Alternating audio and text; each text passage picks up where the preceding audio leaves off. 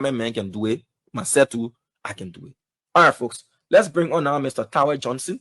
He's the executive director of the campaigners against misinformation and disinformation here in Liberia, which is a serious problem that we are faced with. All right. So let's bring on Mr. Johnson. I'd love to say good afternoon to you. Pleasant afternoon and a pleasure having you here. Good afternoon, Diamond. Good afternoon to all of the listeners. This is our first appearance here on Spoon FM and Spoon TV. Yeah, it's a pleasure having you on. Thank you. I know you're here to talk about misinformation and disinformation, so I need to check myself.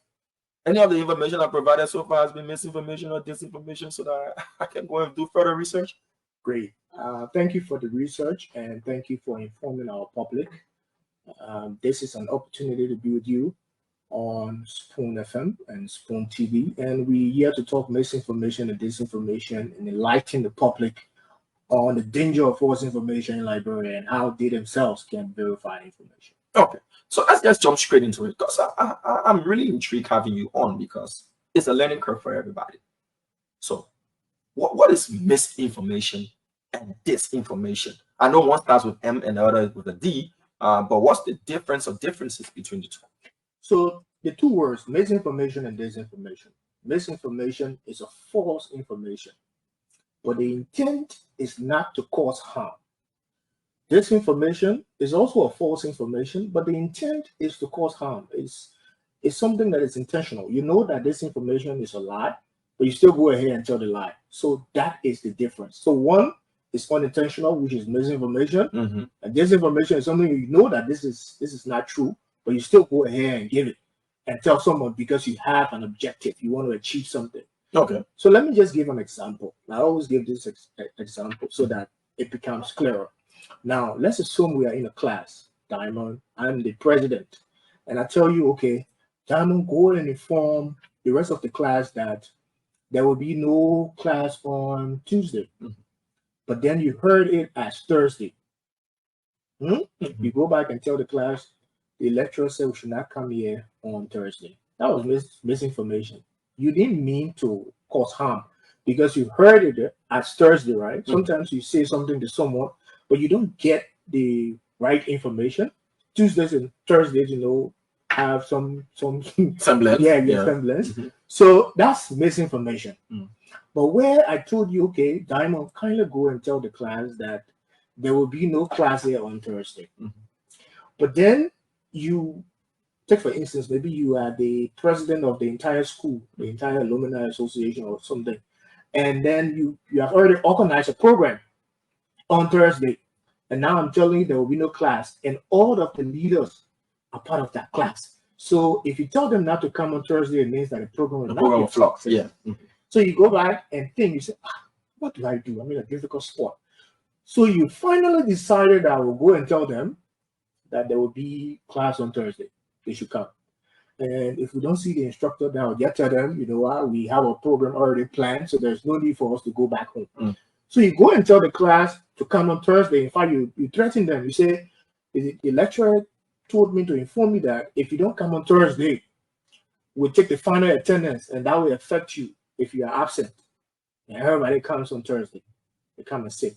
5 minutes pass, they can't see the lecturer. 10 minutes pass, you know what's going on. But then later on, you come at the front of the class, you say, look, class, it seems like the lecturer will not come. So that's our program already planned, we can't go back home. So everybody just moved to the program home. That's disinformation because you knew that the information you were given was a false information, but you still went ahead and gave it because you had an objective.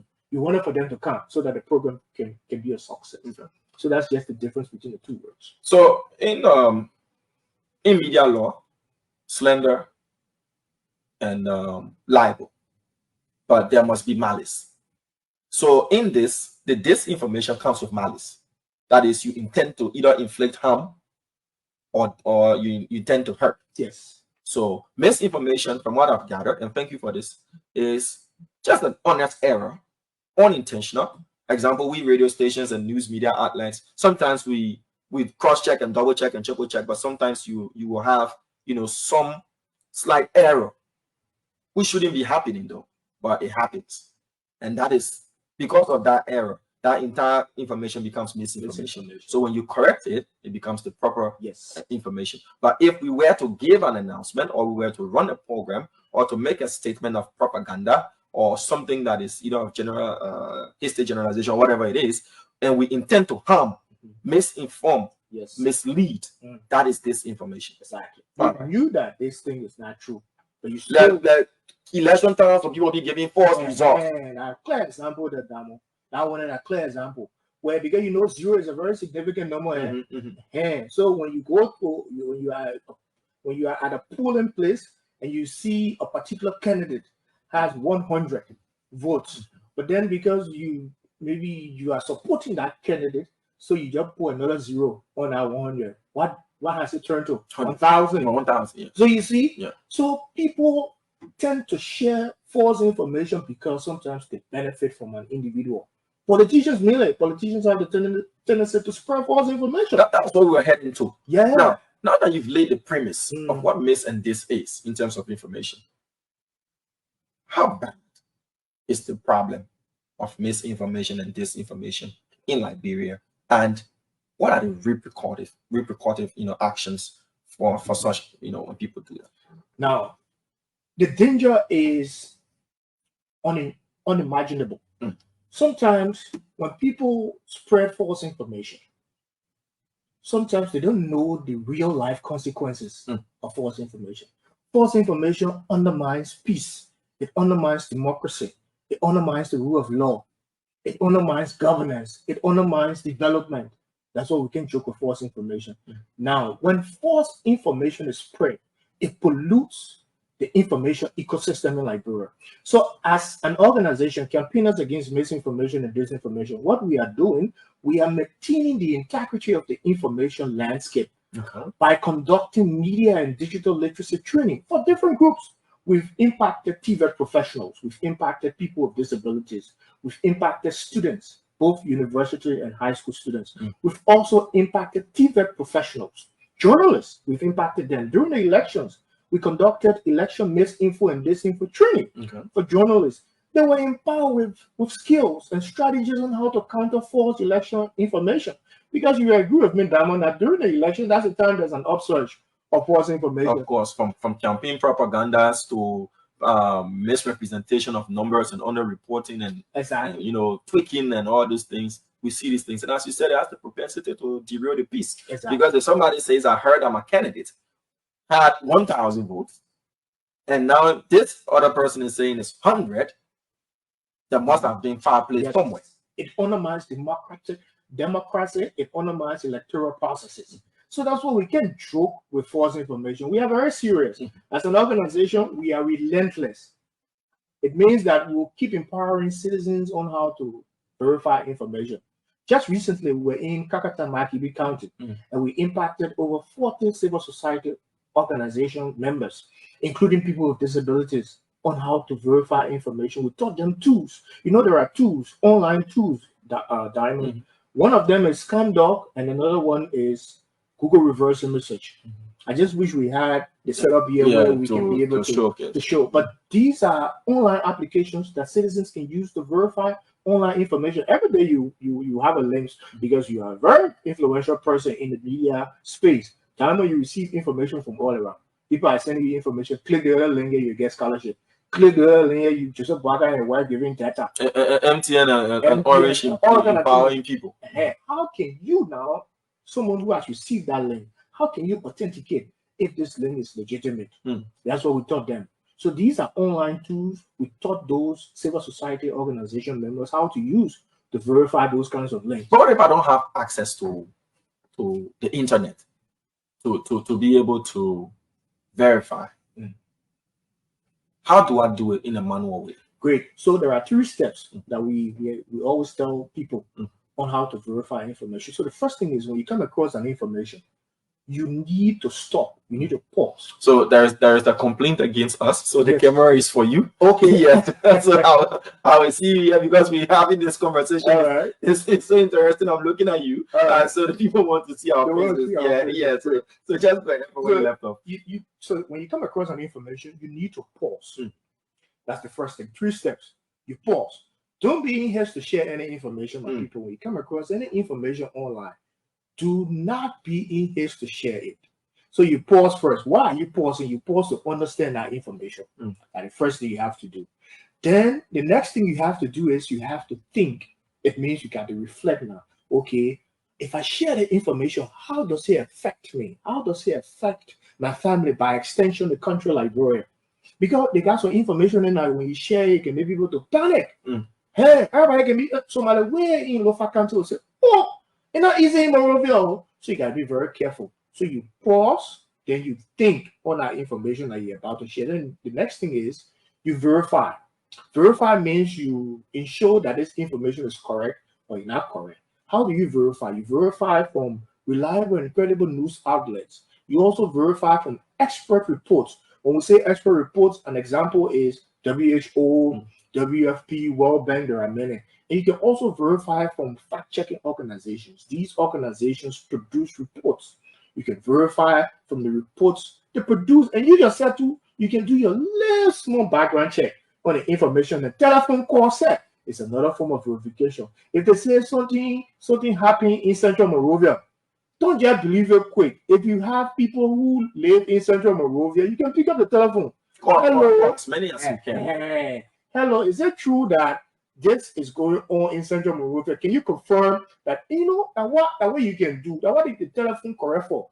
When fire happening somewhere, how you think we can know? And not the journalists that can alert us.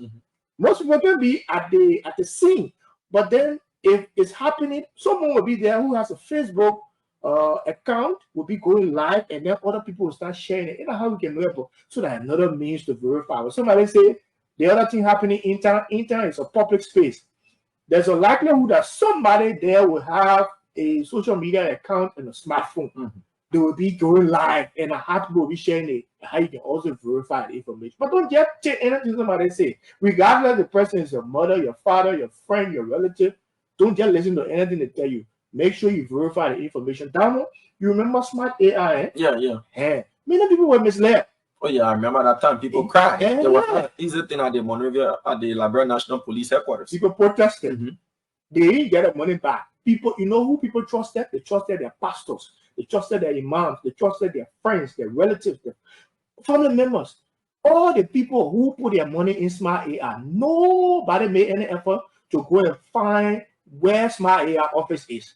Nobody made that effort, because if at all that happened, by now people are not going to be misled at that.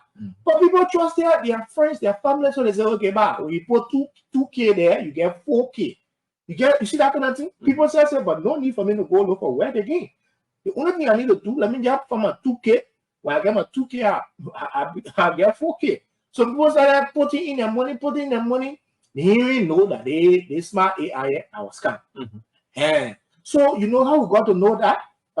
We got to know when we started hearing testimonies. We started crying. Yeah, we started hearing testimonies of victims. And how we took the link now. We ran the link through CAMDL. And you know why it came back? It came out with 2%. They said in red. They said, how can you trust the link here? The link here is below average, way below average, 2%. How do you spell that CAMDL so that those listening can be able to either jot that down and be able to use that too? Exactly. So it's SCAMDOC, CAMDL. When you put in, it's just one word, SCAMDOC. When you put in that one there, it will come with the first option. It's just one word, SCAMDOC, CAMDL. That first one there. Click that first one. When you click that first one, then it will come down. And you see, CAMDL is an online platform that so you just paste the link. Good. It's an online platform that is used to verify digital identities. You can use CAMDL to verify email addresses. You can use CAMDL to verify telephone numbers. And you can also use CAMDL to verify links. All those links that they can be sending. You will get scholarship. You will get data. You can just copy that link and paste it. Thank you, Damo. So this is great. So this is the CAMDL we're talking about. This one here is very powerful. All the links people can be sending you. Click the other one, you get this. Click the other one, will give you this. Just copy that link and paste it here. That way, if you get an example of a link said that I can follow the link also. Just copy it. So you copy it and you click analyze. When you click analyze, then it will come. It will read small. When it reads small, then it will bring it the information to you, the analysis report. Okay. It will bring it to you. When it bring it to you, then it will tell you. I got one here. I got one link here that talks about recruitment is ongoing. Let me put it in the CAMDL. Let's see. And see. Okay. Good. Analyze. Analyze. Analysis in progress. Great. That kind of small. So it's 99% true. You see it? So this link is true. Yeah. So you can trust that link. They get other link then when you put it there, hey, you see it in red. That one I can be saying you get data, you get scholarship, you gotta be careful. You gotta look, you gotta make sure you analyze the link very carefully before you can go ahead with that lingo. If you not do that one there, you will put yourself in problem. And you said another thing, another tool you mentioned. Google reverse image search. Okay. It's Google reverse image search. But I want just go to Google.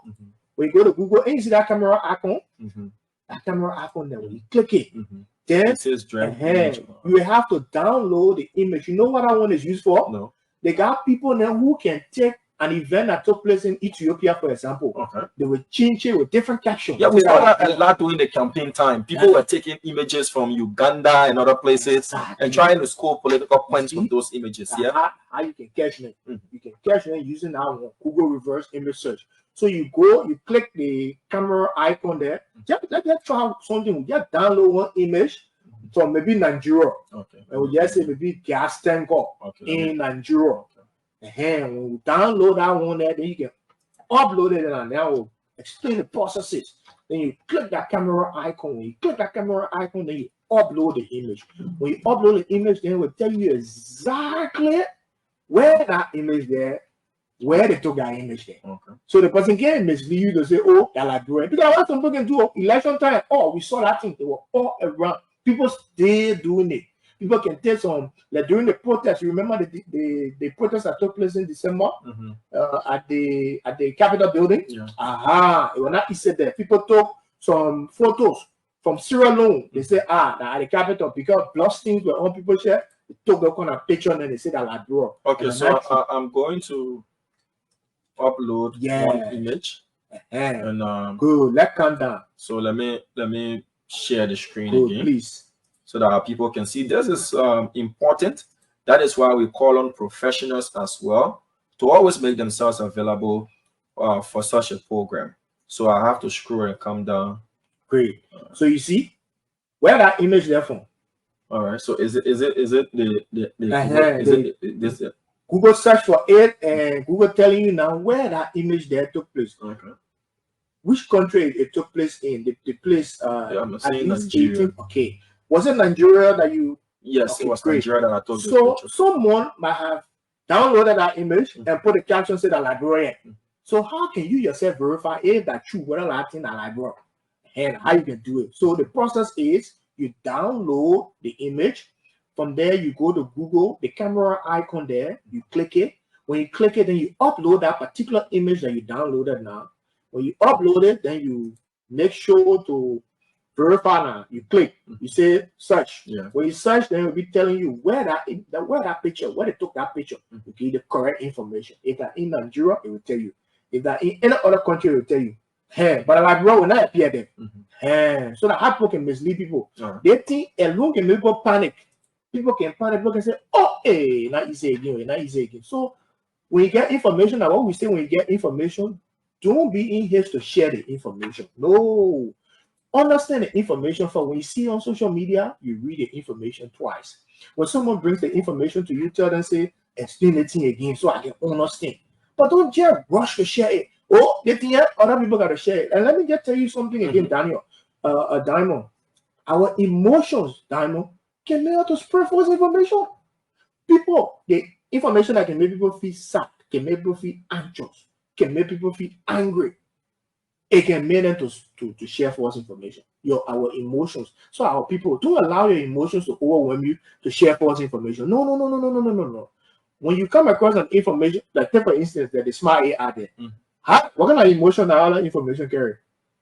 It carry the happy emotion, happy and greed, you know, the feeling of wanting to make money. I don't want to necessarily say greed, but earning. People wanted to earn. People wanted to at least to make maximum profit and all those things. And some of them honestly did that out of their kindness of their hearts to say, okay, let me share this that I've got with my friend. But as you said, when you get information, you pause. Exactly. And how related is your campaign to critical thinking?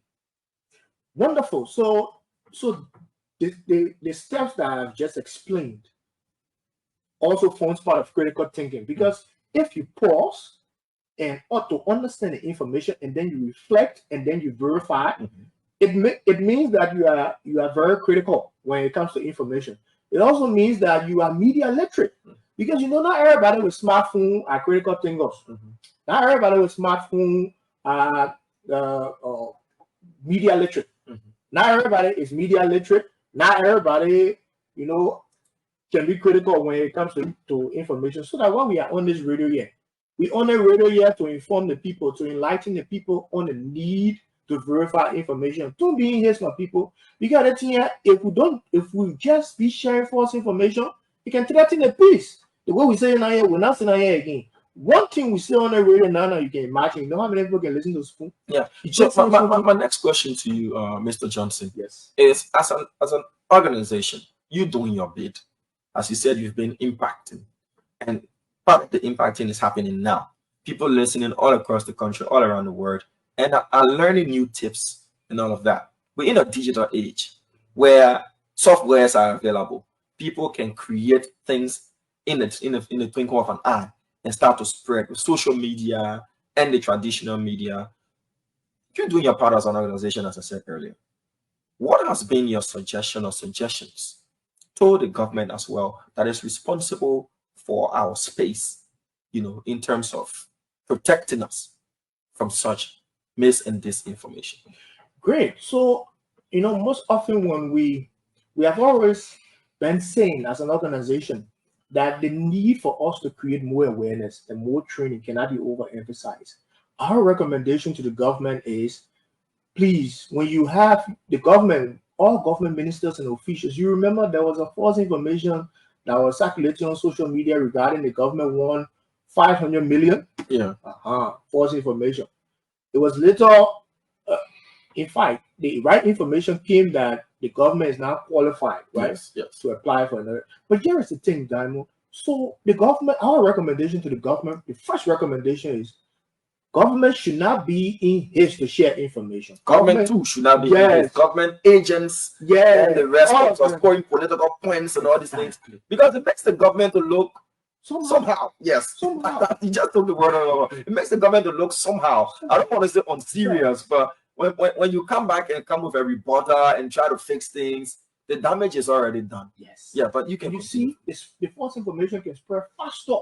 Then when you bring the right information out, it can reach to all the people there who got the false information. So that we gotta be careful with the information we provide. So the government, all ministers, all officials of government, please make sure before you put out any information, make sure you verify the information. Make sure you cross-check the information before you put it out. Because if you do that now, people don't have confidence in you. So let's take, for instance, what if the government does not get 500 million? The government gets less than 500 million. What happens then? Well, people start to think that, okay, they got 500 million, but they pass the mile, they pass somewhere, and and they're bringing this one home, and all of those things. There will be so many reasons they want to doubt the entire thing. You see, people can lose confidence in the government. So we don't want that kind of thing. Government, please, that's my first recommendation to you there. That all the information there, before you put it out, before you send it out, please make sure the information is the correct information. Yeah, I hope that the major recommendation there. And another one is for you to embrace media and digital literacy in all of your ministries and agencies and in government. Embrace it. Because what media literacy can do, media literacy equips people who work in government with critical skills on consuming information. They can just see any information and they believe it. They will be equipped with the relevant skills to verify information. What digital literacy can do, it empowers people who work in government too. That when you come across an information online, you can use these apps we've just showed you on how you can make sure that these apps are legitimate before you proceed. So it's very important. So these two recommendations, government, please. What about the media? What about it? We learn these things in journalism school. you know, the ABC, you know, you don't need to rush from the news if you don't have everything in full before you give mis and disinformation. But we see that with the offshooting of this social media and this new media, as it's now branded, where anybody with a smartphone can go live and say whatever and people consume it. And there's a lot of mis and disinformation, especially on the social media landscape. Yes. What can the media, you know, do in protecting the kind of information they disseminate as well? Yeah, so the media, those in the media, they play a very crucial role. Diamond. You know, people believe you, people listen to you, whatever you say, people run with it. So I told you before that we train journalists during the elections. Now, what the media people can do to follow the same thing, right? When you have an information, don't be in here to break the news. Yeah. Because so now you can be itchy. Sometimes you can be itchy. Yeah, you know, I've been in that situation before. And to be honest with you, right? Sometimes people intentionally misinform and disinform us. Okay. Yes. That is why it's important. I'm telling you this, and I'm telling the public this. As a journalist who receive a lot of information, sometimes people will intentionally give you the false info and false intel to play on your credibility, or to use your mouth, as we call it in Liberia, to chew their pepper. So when these things come your way, as you said, people believe that the media has got influence and they can use you to put information out there. When you get this information, or what we call tip or scoops, it's only fair that you do your proper due diligence, that you investigate. You firstly want to know what's the person's motive, the documents they're sharing with you, if they're authentic. You reach out to sources, you try to confirm, you try to compare and contrast. You know, it's not, you don't have to necessarily be in a rush to say the wrong thing and then later you come and say, oh, I'm issuing a rebuttal and all that kind of stuff. It takes away your credibility. Every time you come back as a media institution and you come and do a rebuttal, it chisels away at your credibility. People start to lose trust in you.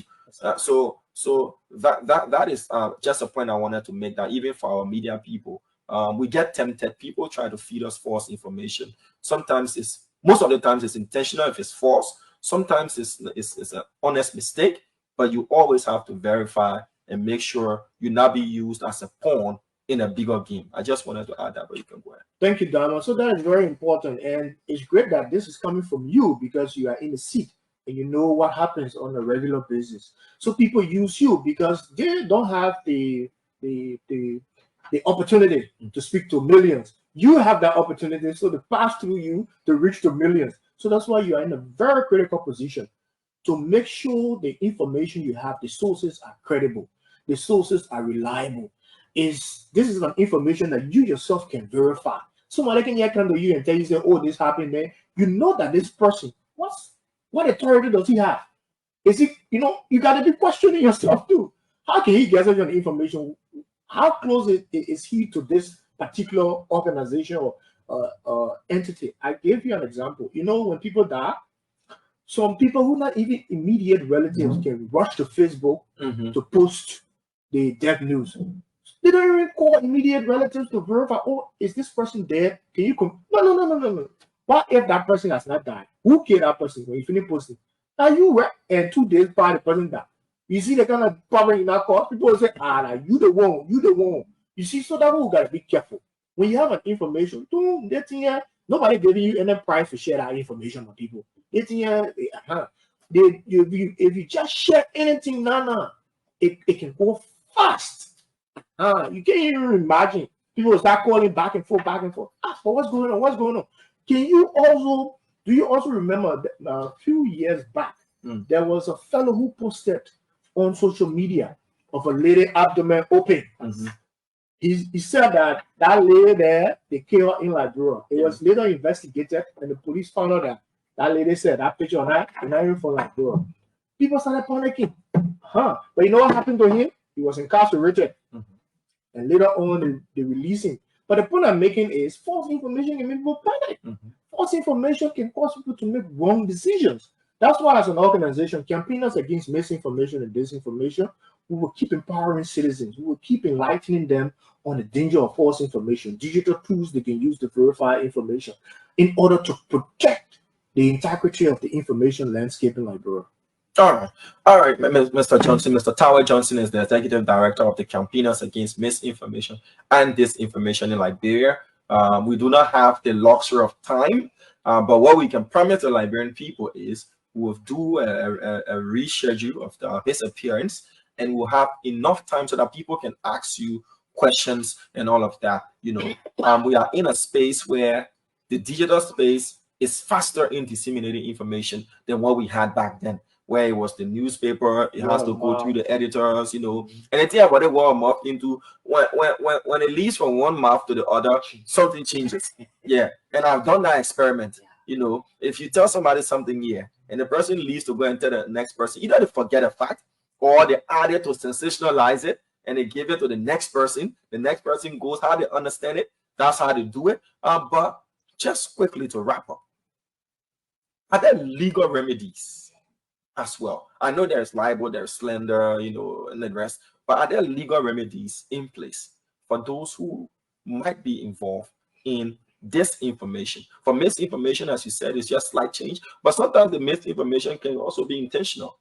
You know, are there legal remedies as such that people can use to work on such? Yeah, so for now we don't have a cyber law as a country, but even if we will work on a cyber law, we have to be careful that it does not stifle freedom of expression. Yes, so we don't have a cyber law. We don't have something in place to be able to go after those who, you know, intentionally disseminate false information. But my closing statement will be to Liberians. Please, my people, the way we started, how I started the whole thing here is when you come across any information, don't be fast to share it. Make sure that the information is correct information before you share it. And the government people too. Thank God we get one government man in the studio.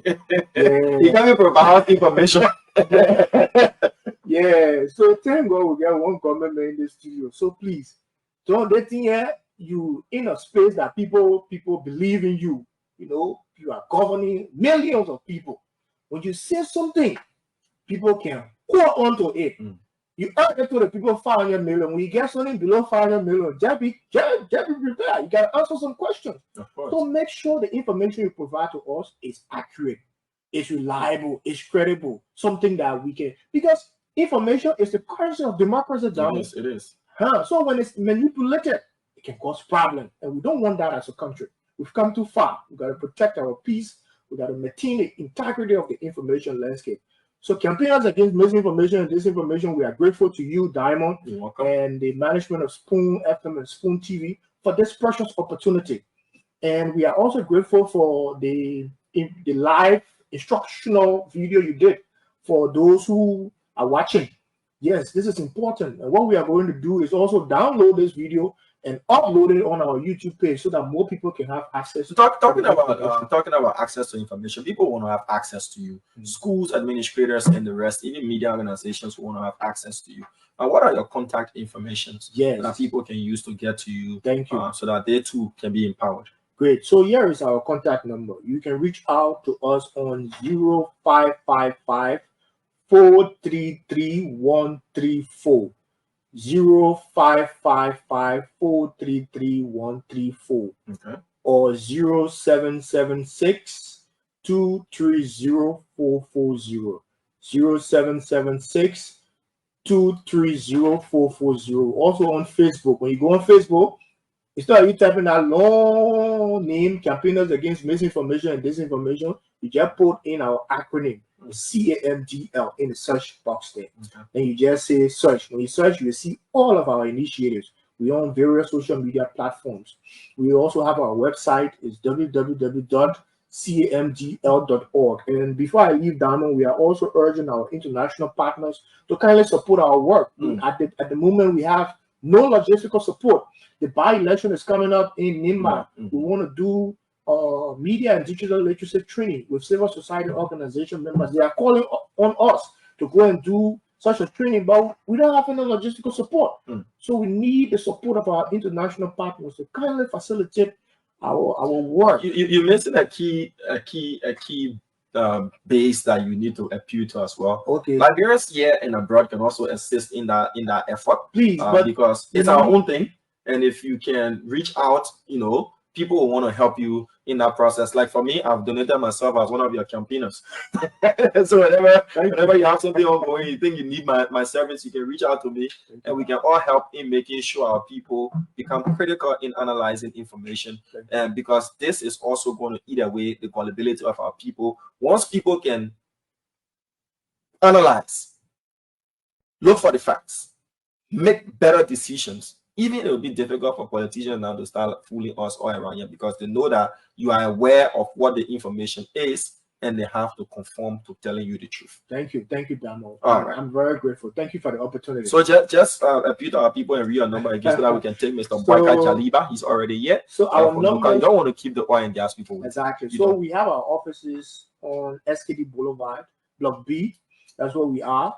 And you can reach out to us on 0776 230 440, 0776 230 440, or 0555 433 134.